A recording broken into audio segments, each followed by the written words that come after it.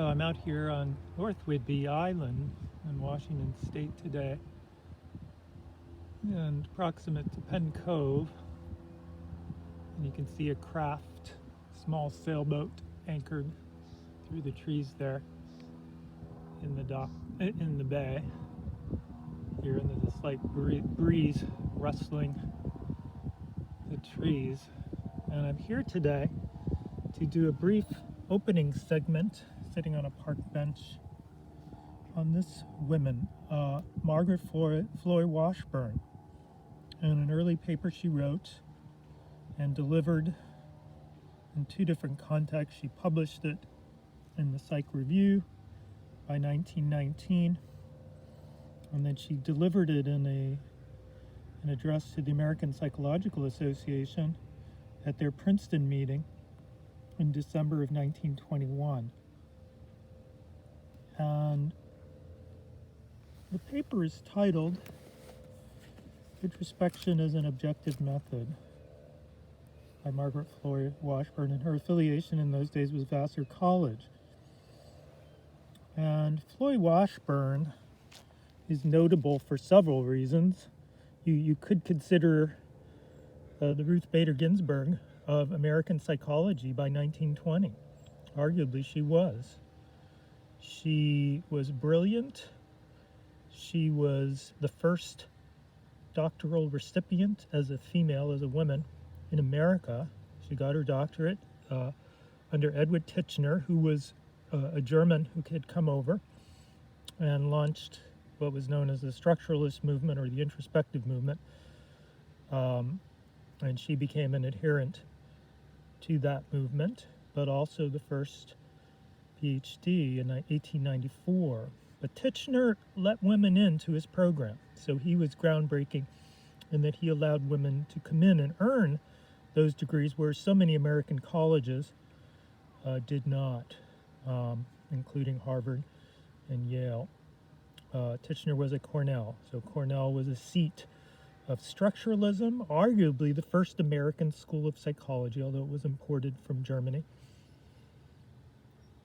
And Washburn was a star student of his, who later became the president of the American Psychological Association. And to show how impressive the progress of women was within psychology 100 years ago, Washburn was the second president of the APA. Calkins was the first. So by 1920, August, women in America just had earned the right to vote through their suffrage. But in the world of psychology, we've already had two female presidents, so that's very impressive. And I'll say another thing, Washburn is at Vassar College, and the intellect and the brilliance of women like Margaret Washburn is part of the reason why Vassar College became Vassar College in the decades to follow, why they became an institution that drew to them some of the brightest women in America, until that is they became co-ed. And I'm not sure how they've fared in the decades since, but in those days it was a women's college, and it was very well known in the East Coast, and a place where every family would want to send their daughter, their bright intellectual daughter. So with that as backdrop, that's a little bit about who Washburn is, but let's also look at a little bit of the context for this paper. This is delivered in 1921, but originally published in 1919. So you could say, in a sense, that this paper, titled Introspection as an Objective Method, is recycled material. It's not original 2 years later. And so why is she delivering an address like this? Why is she repeating this message, the message of this paper that I will get into in the next segment or two? I will go into this paper, and it's notable for its beginning, its opening, and its closing. Why is she delivering this again, bringing it up again, the same message in 1921? Well, by 1920, John Watson, the leader of the behaviorist movement, is out. And as I've told that story in previous segments, Watson has been forced to resign from Johns Hopkins in October 1920. So here we are a year later, okay? And you have Margaret Floyd Washburn, who is the leader of the introspectionist movement or the structuralist movement, giving an address that is titled Introspection as an Objective Method. And you can see right in the title what part of her motivation is for delivering this paper. And she says in one of the opening sentences, I was trained as a structural psychologist, okay? And she goes on from there. So what does that mean? I was trained as a structural psychologist. It means she was trained as an introspectionist as part of the structural movement that was brought to America by Edward Titchener and brought to Cornell by 1890 as one of the first schools of psychology. Edna Heidbreder, the Minnesota writer and professor of psychology, writes about this movement in her Seven Psychologies, which is an outstanding book. It's out of print now, but it was just a brilliant book about the early movements, the seven schools in psychology, and structuralism was one of those schools. What was it trying to achieve? Well, it was trying to discern the structure of the human mind through introspection as a tool or as a methodology. So it was using a person's introspections about contents of the mind to give a veridical picture, to give a truthful picture of the processes of the mind and of the structures of the mind.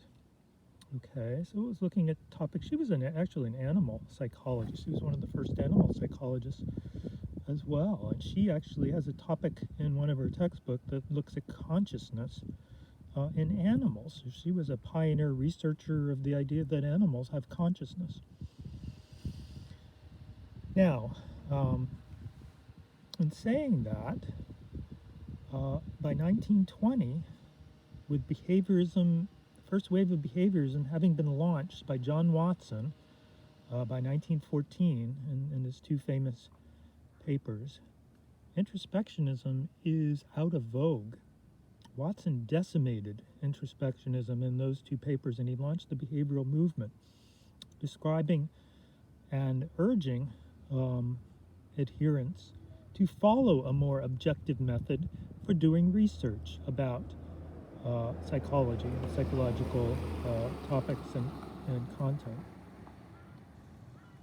and to do this in a very observational way. So one of the things you see her doing in this paper, what is the purpose of this paper? And it is not a tremendously impactful paper. It's an important paper, and mainly by the date of it, 1920. By 1921, we get a sense from this very paper that Margaret Floyd Washburn, as the leader of the introspectionist movement in that day, which is in decline, is scrambling and is trying to bring this movement, her movement and her mode of psychology, within the umbrella of behaviorism as an objective measure of human behavior. And so part of the purpose in this is for her to say, in essence, hey, we're still out there as introspectionists. Don't forget about us. And by the end of the paper, which is a 5 or 6 page paper, and you can find it in the Classics in the History of Psychology website that was started by a Toronto psychologist. Toronto has an outstanding school of psychology. By the end of this paper, she gives a very poignant statement in her delivered address. And that statement is basically one of resignation, and it is one of concession. And she says, you haven't even, as a science of behaviorism, you have not even taken from us those methodologies and those constructs and those concepts that you could have used to build your science out of and to further the science of psychology. And so she basically is saying, you've ignored us and you've neglected a science of introspectionism that you might have put to better use by now.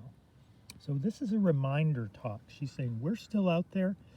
We have an objective method ourselves, and it was highly methodological to train as an introspectionist. In those days, there was actually a warning given to graduate students, people like Margaret, who went off to Cornell to go to graduate school, and later students who studied introspectionism, which might have been a 5 or 6 year pursuit to get a PhD.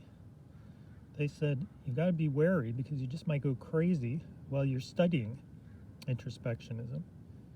And why is that? Well, we'll learn a little bit more about her approach in some coming vignettes. But this is an important paper. It's not an impactful one as Watson's papers were.